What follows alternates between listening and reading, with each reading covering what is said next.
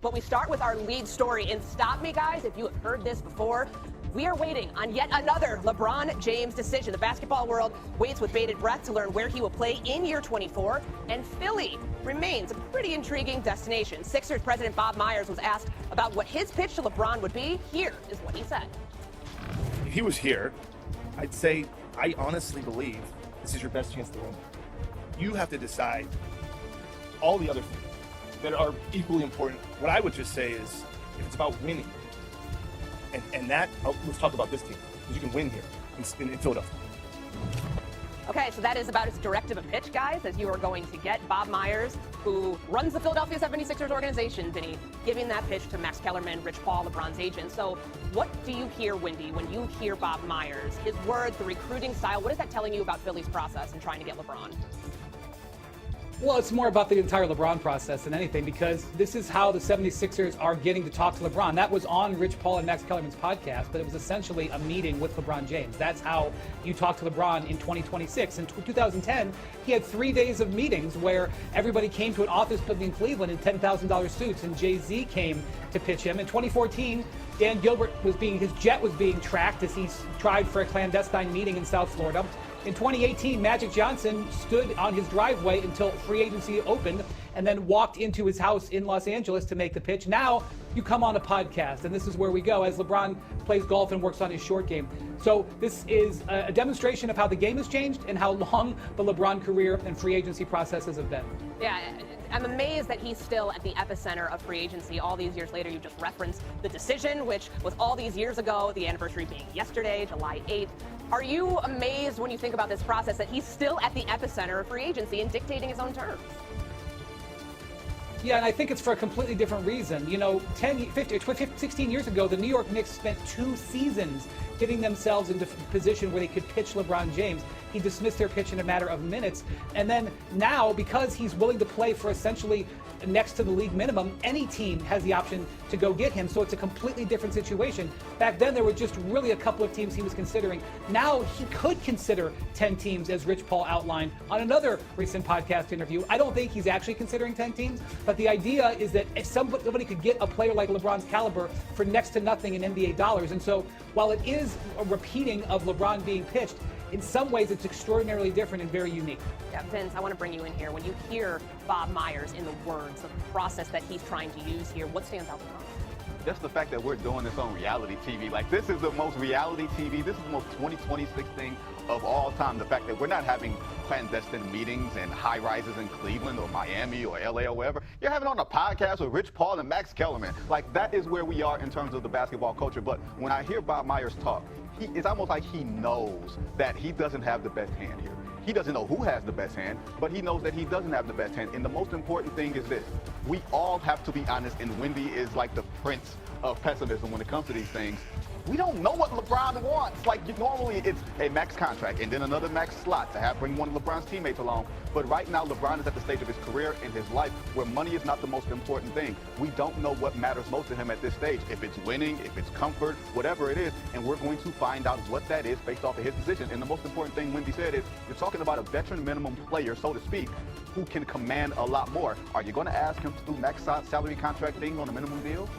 Yeah, it's a good point. Wendy, let's drill down here on Philly. What makes that the most attractive destination for him and the most attractive selling point from Bob Myers? I'm not going to make that case because I don't necessarily know if it is the most attractive, because you're making a basketball case, and what LeBron has said is it's a happiness case. Can he be happy living in Philly? But I will say a big factor here is Tyrese Maxey. I know that so much of the focus is on Jaylen Brown because that's how Philly got into this conversation. They traded for Jaylen Brown last week. But the reason I think he's seriously looking at Philadelphia is because of Tyrese Maxey, and that connection is with Clutch Sports, his agency that he is, basically a founder of alongside Rich Paul. It's the Tyrese Maxey connection that draws him in. That was the same thing with Anthony Davis that got Anthony Davis to the Lakers, and the reason that LeBron would have interest in playing with Anthony Davis if he were traded to the Golden State Warriors in the coming days. And this is not just a Clutch Sports thing. All of the top-level agencies have their clients work together. But this is a Tyrese Maxey thing. You would really want Tyrese Maxey sitting next to Bob Myers making the pitch, and I'm sure he has. Yeah, and that's the interesting part here, because I think once the Jaylen Brown trade happened, we all thought that might have been the biggest selling point, but we can start connecting some dots here via agency and seeing what might be the best fit for LeBron James. Maybe it's in Philly. Maybe he will help them win their first world championship since 1983. Back here on Get Up, hard to believe. It's been 16 years since LeBron James made the decision, the one that saw him take his talents to South Beach, where he won his first 2 NBA titles. And all these years later, LeBron, once again, navigating his NBA future as he prepares for season number 24, during which he will turn 42 years old. Let's zoom out before getting to this decision. So how did that decision 16 years ago transform LeBron James' career as we know it? Wendy, you were at the epicenter of covering that. What do you remember about the decision? And then all these years later, are you surprised we're doing it again?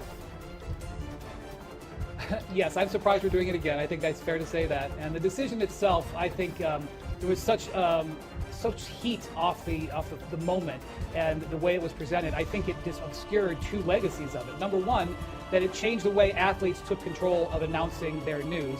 Today, we see college-bound athletes routinely do their own decisions, and we don't think twice about it. LeBron's decision to do that completely changed the way they viewed that. Secondly, the decision raised between $2 and $3 million for boys and girls clubs across the country. To this day, those boys and girls clubs benefit from the money that was raised there. It was just never presented appropriately. They should have, in retrospect, come out and showed the check right out of the gate instead of having the lead-up questions and then the very silent answer, I'm taking my talents to South Beach. There are boys and girls clubs that are using gyms and rooms and refurbished areas to this day that were funded by that night, but nobody ever remembers that.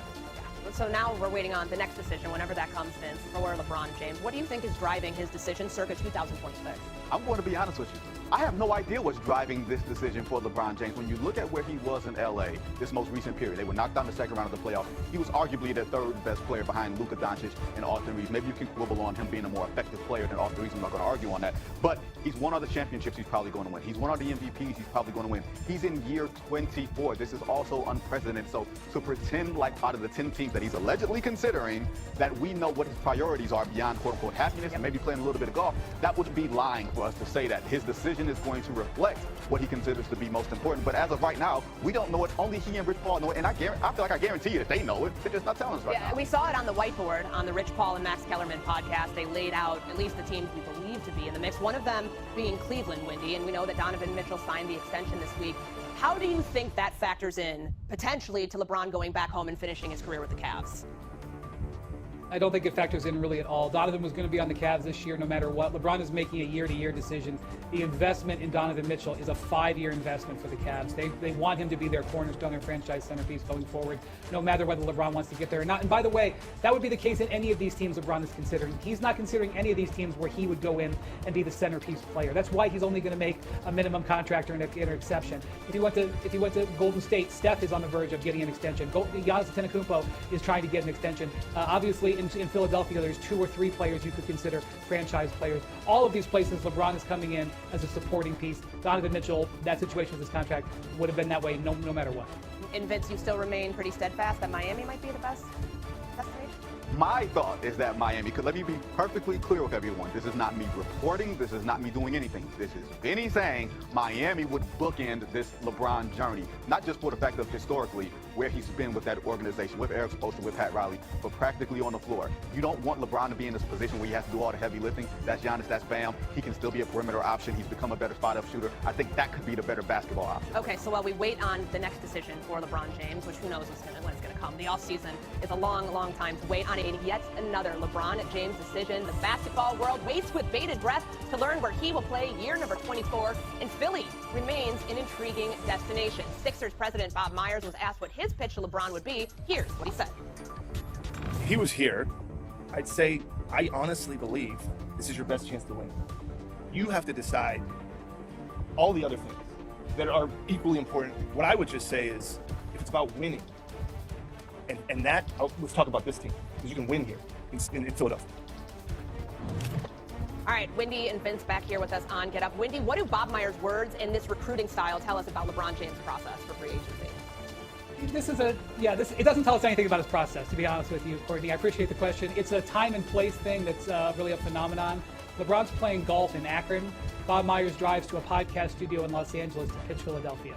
That's where we're at. You know, we've really seen the development of the NBA free agency and the development of media in LeBron's free agencies. In 2010, the 5 teams, I think actually 6 teams that pitched him, all came to an office building in Cleveland wearing fancy suits with big presentations and PowerPoints and stuff like that. In 2014, Dan Gilbert flew down clandestinely with people tracking his jet to South Florida for a meeting to try to get LeBron to